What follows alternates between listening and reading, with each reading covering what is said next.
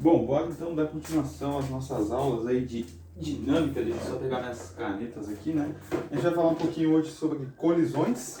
E eu já vou pedindo desculpas para vocês, caso tenha muito barulho. É a primeira vez que eu gravo de dia, né? E caso esteja desfocando a imagem também aí, já ela foca. É a primeira vez que eu gravo de dia, então pode ter bastante barulho, mas enfim, é o tempo que eu tô tendo para gravar, beleza? A gente vai falar então hoje aqui na dinâmica sobre colisões. Colisões. Ou colisão, eu vou colocar. Vou colocar colisões, né? A gente vai estudar vários tipos de colisões. Colisões. E, bom, o que a gente precisa saber, né, para estudar colisões? A gente já tem que ter uma base na dinâmica impulsiva, né, que foi uma das matérias que a gente acabou passando aí nas últimas aulas, né?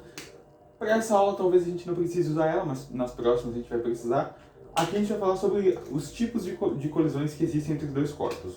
Por exemplo, quando a gente vai falar de colisão, né, entre dois corpos, a gente precisa... São 4 fases, ou 3, depende. Como assim? Vamos lá. Vamos pegar aqui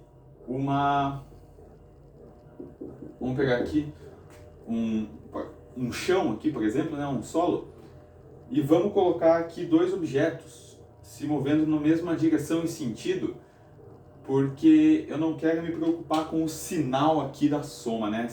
Porque a gente vai ter que adotar um eixo, por exemplo, para a direita positivo e para a esquerda negativo. Mas como eu não quero ter esse problema com o sinal das velocidades, eu vou supor que eles estão se movendo na mesma direção e sentido. Então os dois estão se movendo para cá. Esse aqui é o bloco B, né? Isso aqui é uma esfera.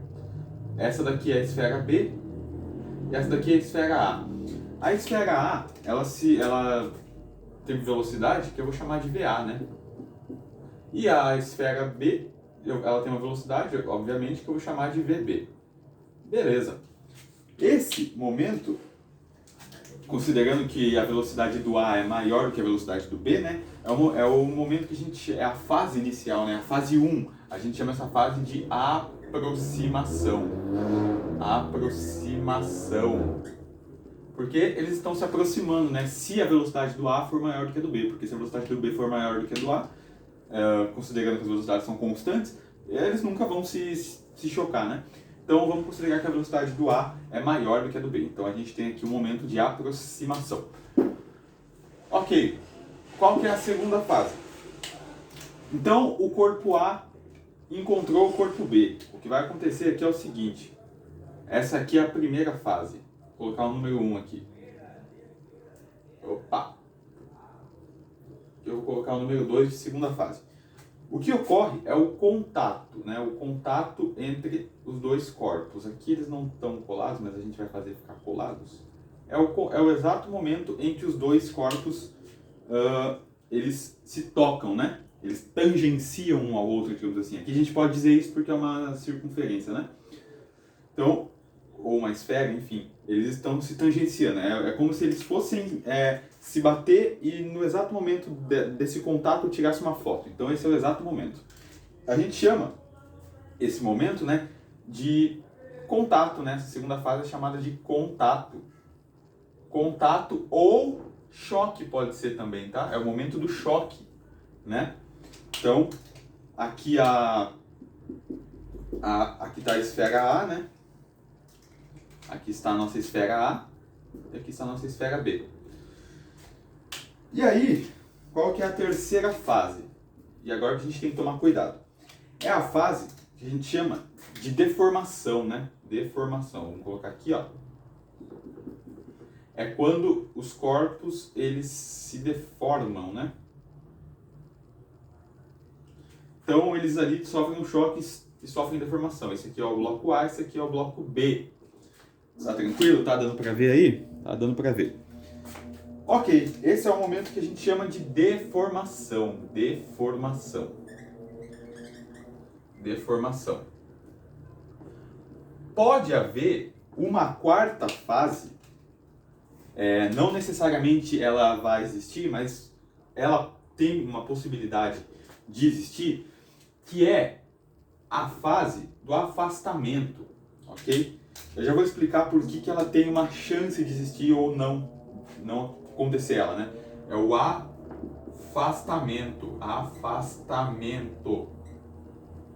afastamento, que é quando os blocos, né, obviamente se afastam, né? Então eles estavam aqui se aproximando, aí eles teve o momento do choque, a deformação entre eles e eles podem se afastar. Eu vou considerar que eles se afastam no mesmo sentido, de novo, porque eu não quero ter problema com os sinais, né? Então, eu estou considerando para minha direita aqui, né, no eixo X, sendo positivo, beleza? Então, eles sofreram uma deformação e aí eles continuaram na mesma direção e sentido. Então, aqui é o bloco B, só que o bloco B, depois do choque e depois da deformação, ele volta, ele continua, né, a sua trajetória com uma velocidade VB', eu vou chamar de VB', porque ela pode ser diferente da velocidade VB inicial, certo? Ok.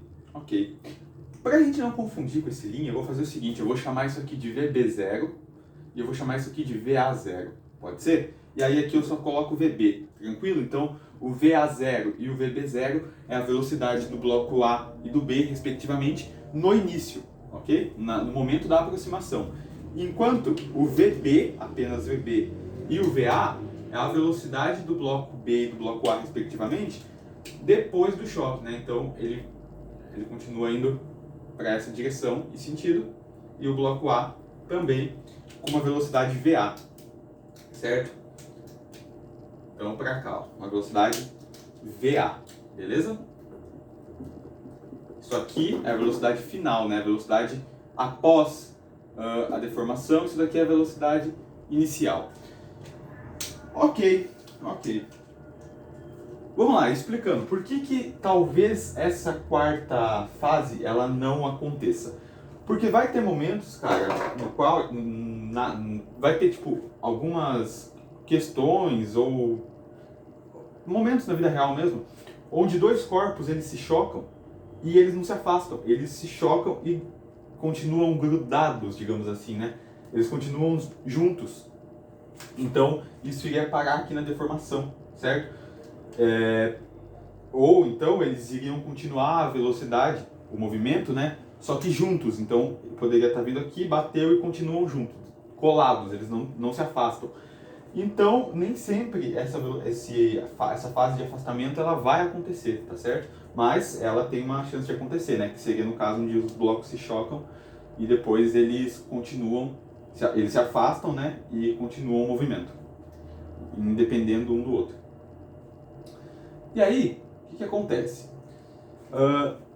Essas colisões aqui, elas são classificadas, né? As colisões entre os corpos, elas são classificadas em perfeitamente elástica, parcialmente elástica e inelástica. A gente vai falar delas. A primeira é a perfeitamente elástica, né? Então eu vou colocar aqui, ó. Perfeitamente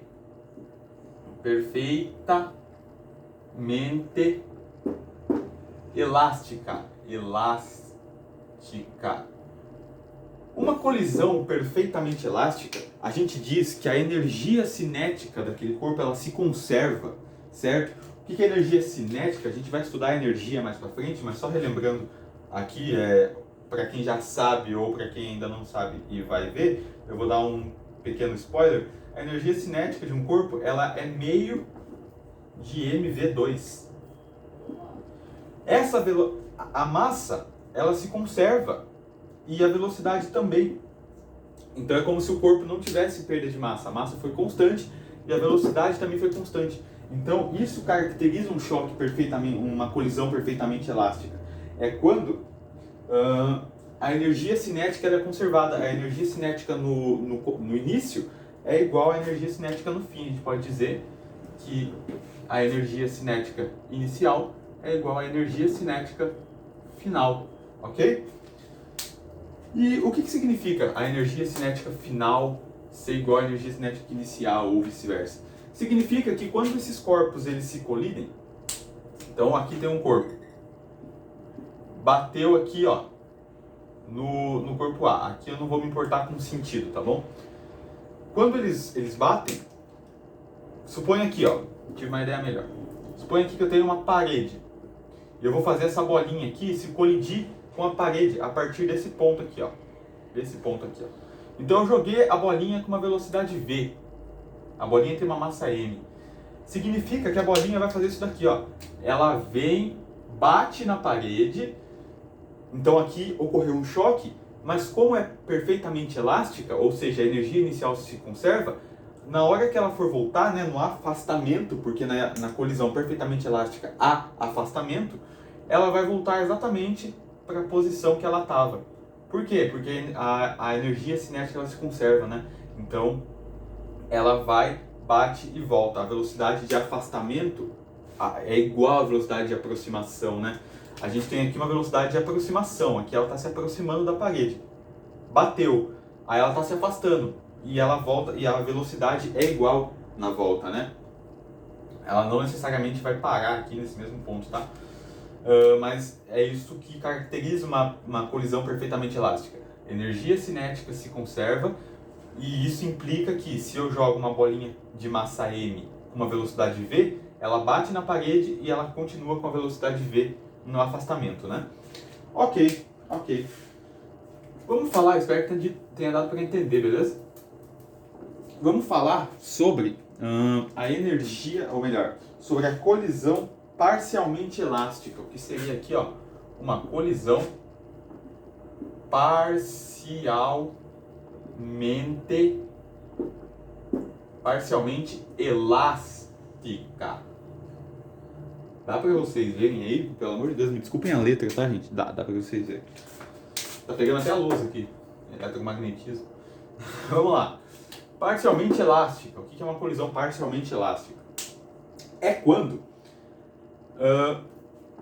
a gente vai falar dessas, a gente vai dar exemplo dessas dessas três, na verdade, colisões numa próxima aula, tá? A próxima aula vai ser exatamente exemplos sobre as três. Eu só estou tentando te apresentar um pouco e a gente vai ter que definir uma grandeza aqui nova, tá?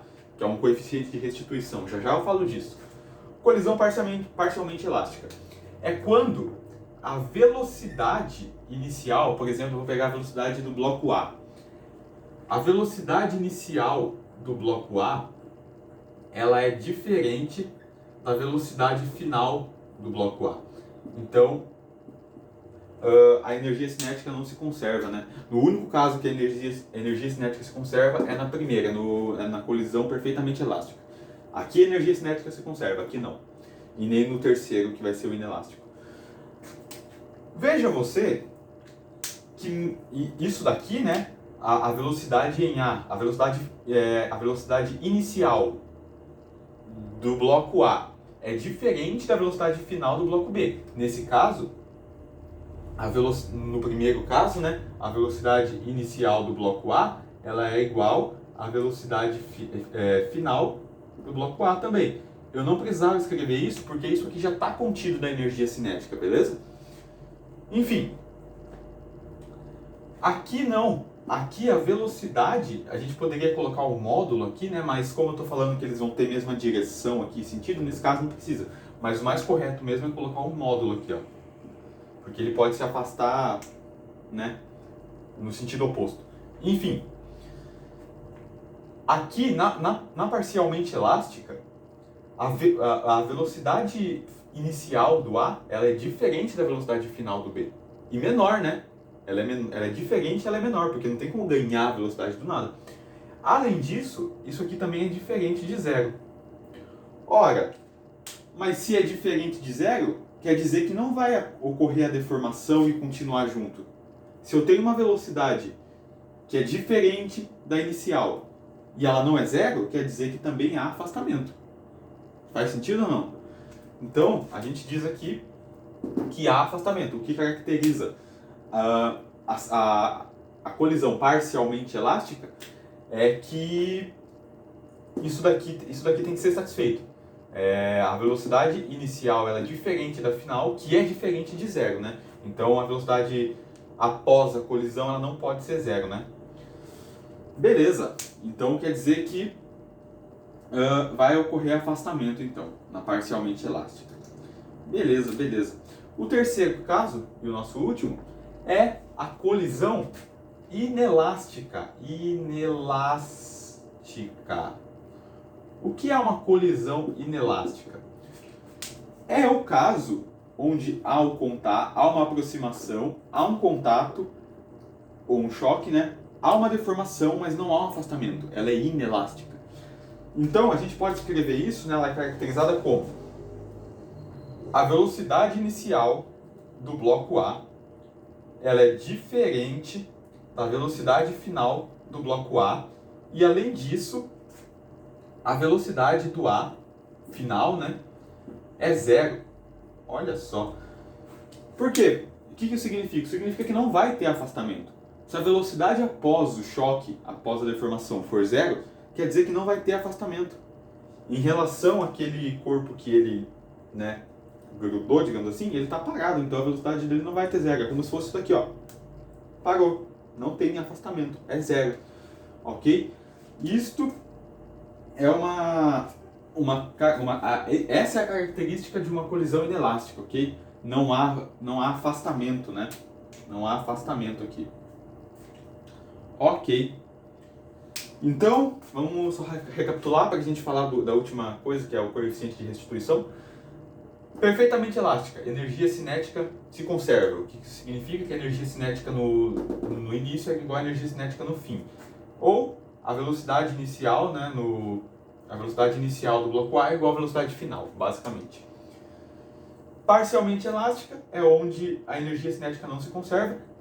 No caso, somente nesse primeiro caso a energia cinética se conserva, no segundo e no terceiro não, e esse segundo ele é caracterizado pela diferença, né? Então, pela velocidade inicial de um certo corpo A ser diferente da velocidade final desse mesmo corpo A. Só que ela é diferente, mas ela não é zero.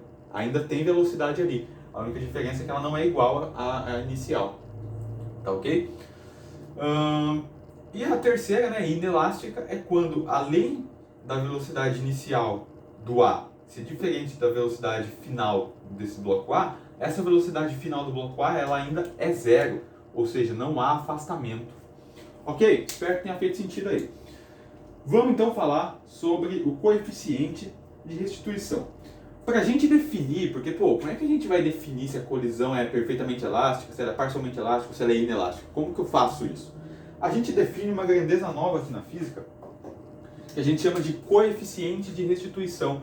É essa letrinha aqui, ó, E, ok? Esse E significa coeficiente de restituição. Restituição, nome justo, não? Restituição? Coeficiente de restituição. Como que eu calculo o coeficiente de restituição? Esse coeficiente de restituição, E, ele é calculado da seguinte maneira. É o módulo da velocidade de aproximação, ou melhor, é o módulo da velocidade de afastamento pelo módulo da velocidade de aproximação. Pronto, é assim que a gente calcula o coeficiente de restituição. Eu vou pegar a velocidade de aproximação, vou pegar a velocidade de afastamento, pego a velocidade de afastamento, o módulo dela, divido pelo módulo da velocidade de aproximação. Como que eu calculo essa velocidade de aproximação? Isso aqui é a velocidade relativa, né? Como que eu calculo, nesse caso aqui, a velocidade de aproximação?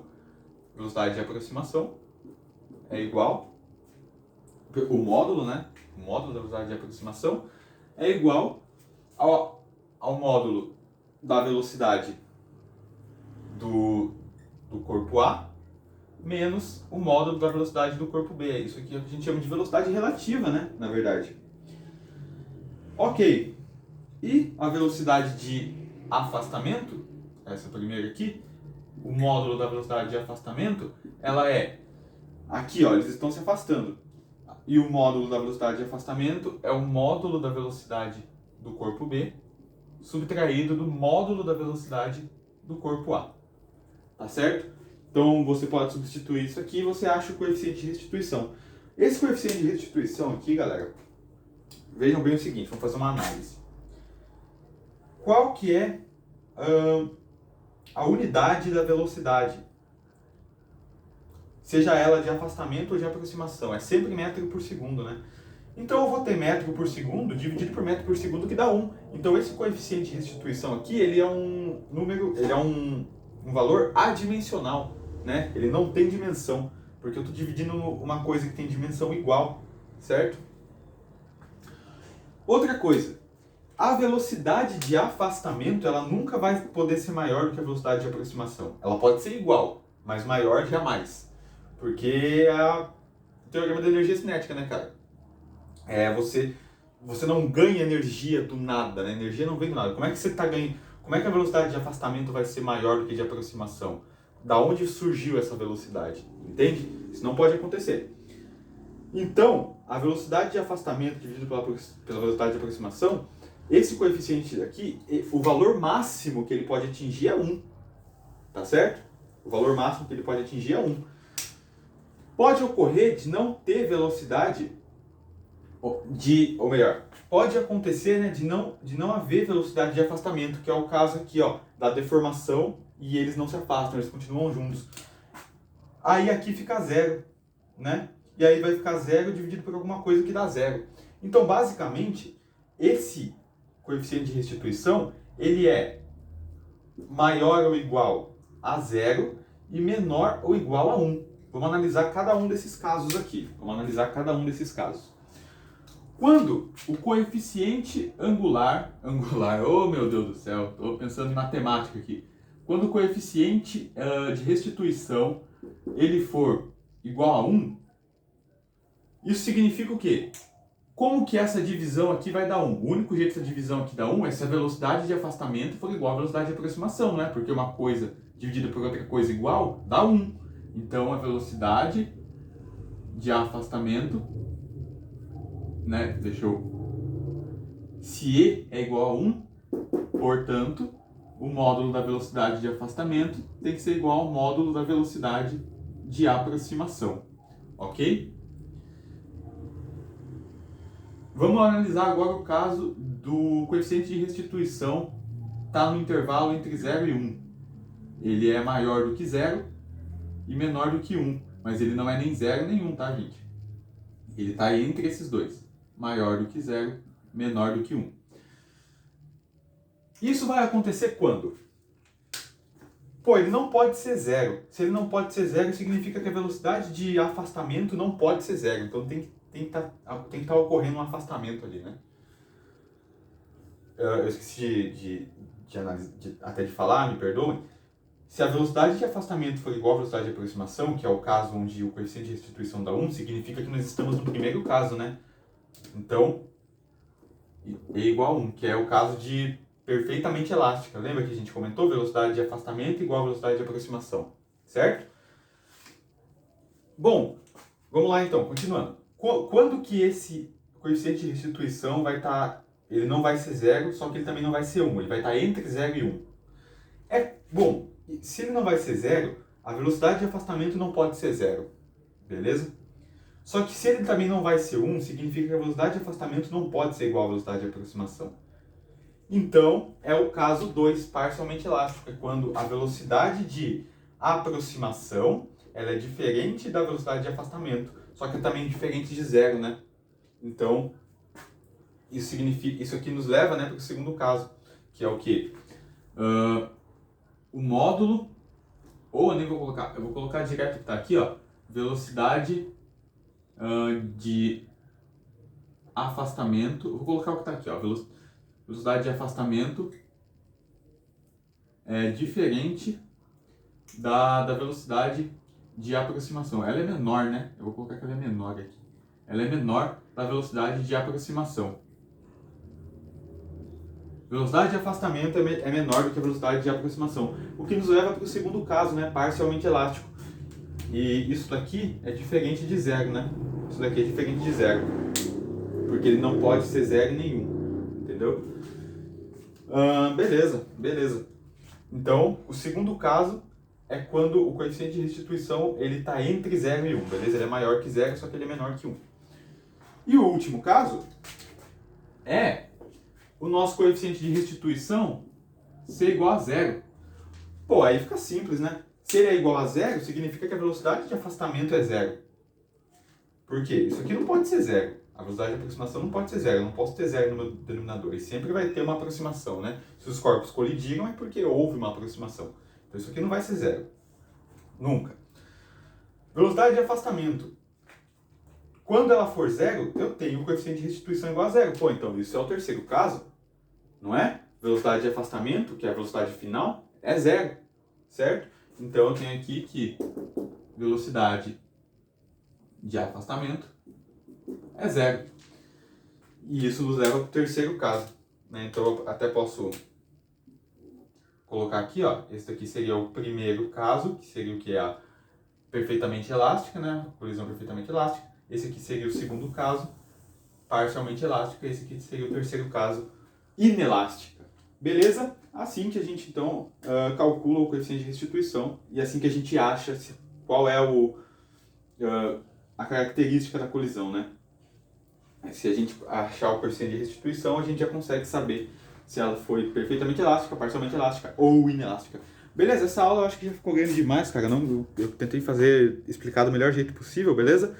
E na próxima aula a gente já vai dar exemplos sobre essas três aqui, ó. Essas três aqui, beleza? A gente vai dar um exemplo.